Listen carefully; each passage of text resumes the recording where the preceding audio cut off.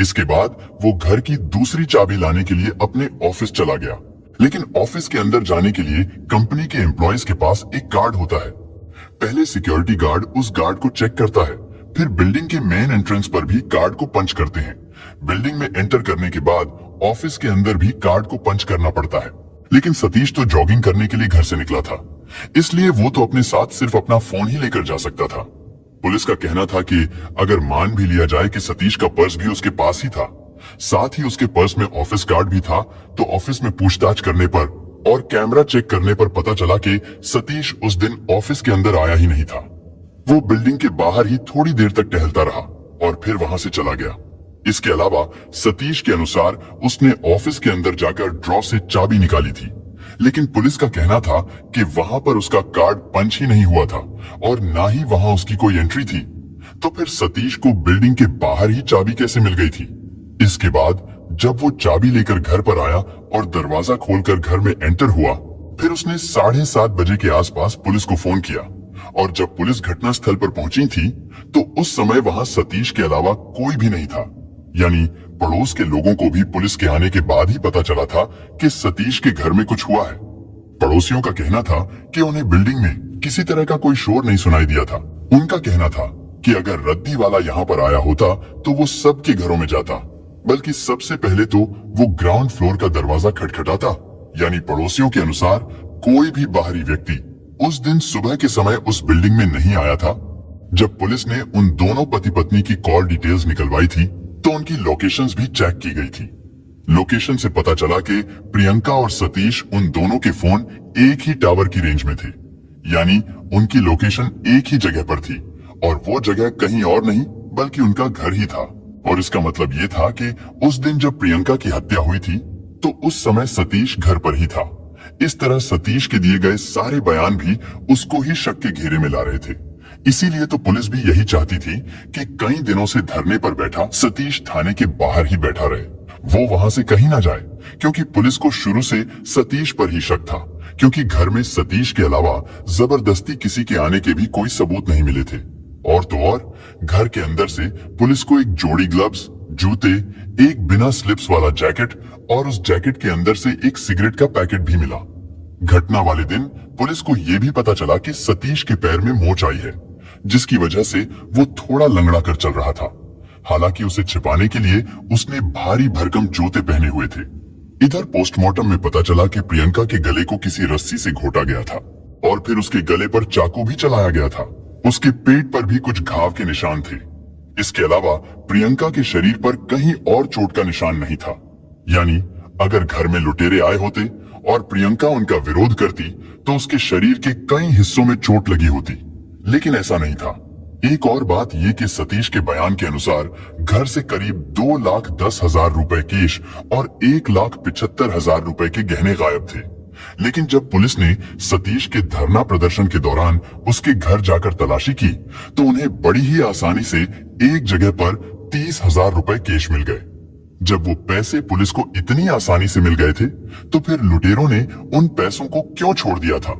इसके अलावा जब प्रियंका का शव हॉस्पिटल पहुंचाया गया तो उस दौरान प्रियंका की सोने की बाली, अंगूठी, गले में मंगलसूत्र जैसे कीमती गहने बिल्कुल सुरक्षित थे। लुटेरों ने जब घर से पैसे और गहने लूटे थे तो फिर प्रियंका के पहने हुए गहने और वो 30,000 रुपए क्यों छोड़ दिए थे? इन सब चीजों से पुलिस का शक सीधा सतीश पर ही जा रहा था। पुलिस ने थाने में जब ये सारी चीजें सतीश के सामने रखी और उससे कड़ाई से पूछताछ की तो वो जल्दी ही टूट गया और उसने अपना जुर्म स्वीकार कर लिया। उसने बताया कि प्रियंका का कत्ल उसने ही किया है। लेकिन अब सवाल ये था कि आखिर सतीश ने अपनी पत्नी का कत्ल क्यों किया? दरअसल सतीश गुप्ता और प्रियंका अग्रवाल की शादी सन 2007 में हुई थी। पूछताछ के दौरान सतीश ने पुलिस को बताया कि उनकी अरेंज मैरिज हुई थी, लेकिन उन दोनों की शादी एक दूसरे की मर्जी से हुई थी। सतीश बेंगलोर का ही रहने वाला था, जबकि प्रियंका उत्तर प्रदेश की रहने वाली थी। सतीश ने पुलिस को ऑन रिकॉर्ड बताया था कि शादी के कुछ दिन बाद ही उनके घर में झगड़े शुरू हो गए थे। सतीश ने बताया कि शादी के बाद प्रियंका सतीश को उसके माता पिता से दूर करने लगी थी। कुछ रिपोर्ट्स के अनुसार सतीश अपने गले में एक लॉकेट पहना करता था जिसमें उसके माता पिता की तस्वीर थी और जब प्रियंका ने ये लॉकेट देखा तो उसने सतीश को कहा कि अब तुम अपने माता पिता की तस्वीर को निकाल दो और मेरी तस्वीर वाले लॉकेट को पहनो। इसके अलावा प्रियंका घर में केवल अपने काम से काम रखती थी, यानी उसे किसी से कोई मतलब नहीं होता था। और फिर शादी के 2 साल बाद प्रियंका ने अपने पति से कहना शुरू कर दिया था कि अब मुझे इस घर में तुम्हारे माता पिता के साथ नहीं रहना है। प्रियंका ने उससे कहा कि हम दोनों कहीं और जाकर रहेंगे, लेकिन सतीश ऐसा बिल्कुल भी नहीं चाहता था। इसके बाद उसने अपने माता पिता से बात की। उन्होंने सतीश से कहा कि जैसा बहू चाहती है तुम वैसा ही करो, और इस तरह ना चाहते हुए भी मजबूरन सतीश को अपना घर छोड़कर होलीमऊ आना पड़ा। वहां आकर वो दोनों किराए के घर में रहने लगे। कभी कभी सतीश अपने माता पिता से मिलने सुदामा नगर भी जाता था। कुछ दिनों के बाद प्रियंका ने उसे अपने माता पिता के पास जाने से भी मना कर दिया। इसी दौरान सतीश के पिता को बिजनेस में कुछ नुकसान हो जाता है। बिजनेस को फिर से चलाने के लिए उन्हें कुछ पैसों की जरूरत थी, लेकिन प्रियंका ने सतीश को उन्हें पैसे देने से भी मना कर दिया। इधर ये सारी बातें सतीश को अंदर ही अंदर खाए जा रही थी और उसके अंदर प्रियंका के प्रति नफरत पैदा होती जा रही थी, क्योंकि प्रियंका खुद तो हर रोज अपने माता पिता से बात करती थी, लेकिन सतीश को अपने माता पिता से बात नहीं करने देती थी।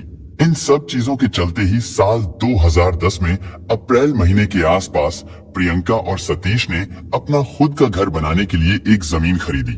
और जब उस जमीन का भूमि पूजन का कार्यक्रम हुआ तो वो लोग बहुत खुश थे।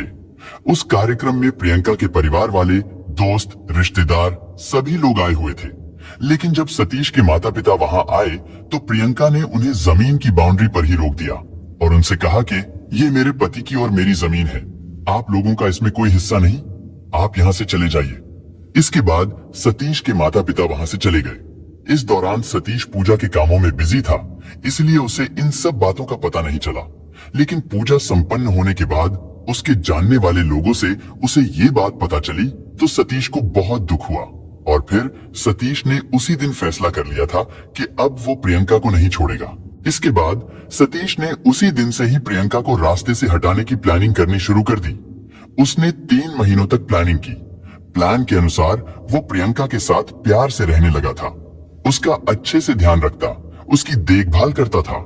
यानी पहले जो अपने माता पिता की बेइज्जती की वजह से हर समय गुस्सा रहता था, अब वो उन सब बातों को भूल चुका था, जिससे सबको यही लगने लगा था कि अब सतीश और प्रियंका ने एक नए सिरे से जिंदगी शुरू कर दी है। लोगों को लगता था जब से उन्होंने घर के लिए नई जमीन खरीदी थी, इसके बाद उन दोनों का प्यार भी बढ़ गया था। इसी दौरान प्रियंका को अचानक आर्थराइटिस की बीमारी लग गई, जिसकी वजह से प्रियंका को उसकी मां इलाज कराने के लिए केरला ले गई, जहां आयुर्वेदिक उपचार से प्रियंका का इलाज शुरू किया गया, जिसकी वजह से 1-1.5 महीने तक प्रियंका केरला में ही रहती है। इधर सतीश भी प्रियंका को डेली फोन करता था, साथ ही 2-3 बार सतीश प्रियंका से मिलने केरला भी गया। सतीश ने पुलिस को बताया कि वो ये सब इसलिए कर रहा था ताकि जब वो प्रियंका को कत्ल करे तो किसी को भी सतीश पर शक ना हो। खैर, इलाज के बाद जब प्रियंका घर पर आई तो अगस्त के शुरुआती हफ्ते में सतीश उसके लिए एक गिफ्ट लेकर आया। सतीश ने अपनी पत्नी से कहा कि मैं तुम्हारे लिए एक गिफ्ट लेकर आया हूँ। इसके बाद उसने प्रियंका की आंखों पर पट्टी बांधी और उसे लिविंग रूम में लेकर गया। उसने प्रियंका को सोफे की चेयर पर बिठा दिया। इसके बाद उसने अपनी पत्नी की आंखों से पट्टी हटाई। सतीश ने सामने की दीवार पर खुद की और प्रियंका की एक बड़ी सी तस्वीर लगाई थी। ये देखकर प्रियंका बहुत खुश हुई। इसी तरह सतीश अपनी पत्नी को गिफ्ट देने लगा। 10 अगस्त तक उसने 2 बार प्रियंका को ऐसे ही गिफ्ट दिए। इसके बाद 10 अगस्त 2010 की सुबह को सतीश उठता है और वो प्रियंका को भी जगाता है, क्योंकि आज के दिन भी सतीश गिफ्ट लेकर आया था, जिसके लिए प्रियंका भी बहुत एक्साइटेड थी। इसके बाद सतीश ने फिर से उसकी आंखों पर पट्टी बांधी और उसे ले जाकर सोफे की कुर्सी पर बिठा दिया। सतीश ने प्रियंका से कहा कि आज का गिफ्ट मैं तुमको अपने हाथों से पहनाऊंगा, लेकिन तुम उसे टच मत करना। प्रियंका ने कहा कि ठीक है। सतीश ने उससे कहा, मुझे तुम पर भरोसा नहीं, क्योंकि अगर तुमने उसे टच किया तो फिर गिफ्ट देने का कोई मतलब नहीं रहेगा। इस पर प्रियंका ने कहा कि फिर एक काम करो, तुम मेरे हाथों को बांध दो। सतीश तो चाहता ही यही था। सतीश ने पहले से ही सारा इंतजाम कर रखा था। उसने नायलॉन की रस्सी से प्रियंका के दोनों हाथ कुर्सी के हैंडल्स पर बांध दिए। इसके बाद सतीश प्रियंका के गले में कुछ पहनाता है। प्रियंका ने उससे कहा, मैं समझ गई हूं, तुम मेरे लिए कोई हार लेकर आए हो। प्रियंका के लिए वो हीरे का हार था, लेकिन हकीकत में वो हार नहीं बल्कि नायलॉन की रस्सी का फंदा था। इसके बाद सतीश ने फंदा पहनाकर उसे जोर से कस दिया। हाथ पैर बंधे होने के कारण प्रियंका उसका विरोध भी नहीं कर पाई और कुछ ही देर में उसने दम तोड़ दिया। ये सारा कांड सतीश ने ग्लव्स पहनकर किया था ताकि कहीं पर भी उसके फिंगरप्रिंट्स के निशान ना मिल सके। प्रियंका का गला घोटने के बाद भी सतीश को लग रहा था कि शायद प्रियंका बेहोश है, वो मरी नहीं। इसलिए सतीश ने प्रियंका का गला भी रेत दिया। इसके बाद उसने सारे सबूतों को मिटा दिया। फिर उसने अपनी पत्नी के फोन से खुद के ही फोन पर फोन किया। इसके बाद वो अपना और अपनी पत्नी का फोन लेकर जॉगिंग करने के लिए घर से बाहर निकल गया। वहां पर वो अपने एक दोस्त के साथ जॉगिंग करता रहा ताकि पूछताछ के दौरान उसका दोस्त भी गवाही दे सके कि घटना के समय सतीश उसके साथ था। इसके बाद 6:40 पर सतीश अपने घर आता है। दरवाजा तो उसने पहले ही बाहर से लॉक कर दिया था। इसके बाद सतीश अपने पिता के पुश्तैनी घर गया, जो कि सतीश के घर से करीब 5 किलोमीटर दूर था। वो पैदल ही वहां पहुंचा। फिर वो अपने पिता की कार लेकर इंफोसिस ऑफिस गया। वहां पर सतीश बिल्डिंग के बाहर थोड़ी देर रुकता है। इसके बाद उसने अपने पिता की कार पुराने घर पर छोड़ दी और फिर वापस अपने घर आ गया। प्लान के अनुसार सतीश ने घटना के एक दिन पहले यानी शाम को ही ऑफिस से चाबी निकाल ली थी। ये तो सतीश की वो कहानी थी जो सतीश ने पुलिस को बताई थी। लेकिन अब सवाल ये था कि क्या प्रियंका सच में ऐसी ही थी, क्योंकि अपना पक्ष रखने के लिए अब वो इस दुनिया में नहीं थी। लेकिन फिर भी ऐसा तो हो नहीं सकता था कि सारी गलती प्रियंका की हो और सतीश बिल्कुल दूध का धुला हुआ हो, क्योंकि अगर वो ऐसा होता तो प्रियंका को डिवोर्स भी तो दे सकता था। उसे मारने की क्या जरूरत थी। खैर, इस बारे में जब प्रियंका के घर वालों से बात की गई तो प्रियंका के घर वालों का कहना था कि शादी के 2 महीनों के बाद ही सतीश और उसके घर वाले प्रियंका को परेशान करने लगे थे। वो लोग प्रियंका को मेंटली टॉर्चर करते थे। हर एक छोटी से छोटी बात पर उसको डांटते थे, उस पर गुस्सा करते थे। अगर रोटी गोल नहीं बनती थी तो उस पर भी वो लोग उसे उल्टा सीधा बोलते थे। और तो और सतीश भी अपने माता पिता की ही साइड लेता था, यानी एक तरफ पूरा परिवार था, वहीं प्रियंका अकेले ही सब कुछ झेल रही थी।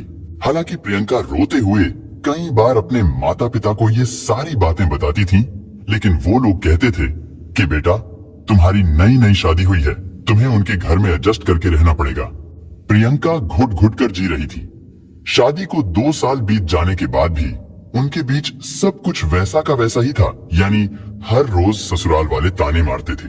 और जब प्रियंका बिल्कुल टूट चुकी तो फिर उसके माता पिता ने कहा कि वो लोग तो नहीं सुधरेंगे, इसलिए तुम अपने पति के साथ कहीं और शिफ्ट हो जाओ। इसके बाद जैसे तैसे प्रियंका सतीश को मनाती है और उससे कहती है कि हम कहीं और जाकर रहेंगे। फिर जनवरी 2010 के आसपास वो दोनों होली माऊ कॉलोनी में आ जाते हैं। वहां पर उन दोनों की जिंदगी आराम से कट रही थी, लेकिन सास ससुर की हरकतों से प्रियंका का दिल टूट चुका था। अब उनके लिए प्रियंका को जरा भी हमदर्दी नहीं थी। प्रियंका अब ये भी नहीं चाहती थी कि अब उनसे कोई रिश्ता रखा जाए। कुछ रिपोर्ट्स के अनुसार सतीश को शक था कि प्रियंका का उत्तर प्रदेश में कोई दोस्त है जिसके साथ उसकी काफी नजदीकियां हैं। वहीं सतीश भी किसी और से शादी करना चाहता था। सतीश ने अपनी पत्नी के प्रति प्यार जताने के लिए कार खरीदने का भी नाटक किया था, क्योंकि सतीश ने प्रियंका को कत्ल करने से एक दिन पहले ही कार के लिए जुटाए गए सारे पैसे और 1,75,000 रुपए के गहने अपने घर से उठाकर अपने माता पिता के घर में छिपा दिए थे। प्रियंका के घर वालों का कहना था कि इस साजिश में सतीश के साथ उसका पूरा परिवार शामिल है, लेकिन सतीश के माता पिता का कहना था कि उन्हें नहीं पता वो गहने और पैसे सतीश ने उनके घर पर कब रखे थे, जबकि सतीश की मां हर समय अपने घर में रहती थी। पुलिस को सतीश के खिलाफ तो कई ठोस सबूत मिल चुके थे, लेकिन उसके माता पिता के खिलाफ कोई भी सबूत नहीं मिला था, जिसकी वजह से पुलिस ने केवल सतीश के खिलाफ ही चार्जशीट फाइल की। इसके बाद ये केस कोर्ट में चलता रहा और फिर घटना के 7 साल बाद यानी 28 जुलाई 2017 को सतीश गुप्ता को अपनी पत्नी प्रियंका अग्रवाल को कत्ल करने और सबूतों के साथ छेड़छाड़ करने के जुर्म में उम्र कैद की सजा और 25,000 रुपए का जुर्माना भी लगाया गया। इसके बाद ये केस हाई कोर्ट में पहुंचा, लेकिन हाई कोर्ट ने भी सतीश की सजा को बरकरार रखा।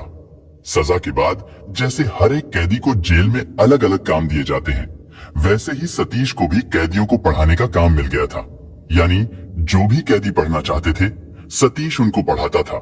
सतीश के पढ़ाने की वजह से कई कैदियों को डिग्रियां भी मिली और फिर इसी चीज को आधार बनाकर सतीश ने एक बार फिर से कोर्ट में अर्जी लगाई कि उसकी सजा को कम किया जाए। लेकिन कोर्ट ने यह कहकर उसे खारिज कर दिया था कि तुम्हारे इस अपराध की कोई माफी नहीं है। हालांकि उसके ऊपर लगे 25,000 रुपए जुर्माने को माफ कर दिया गया था, लेकिन सतीश अभी भी जेल में है और वहां पर वो कैदियों को पढ़ाता है।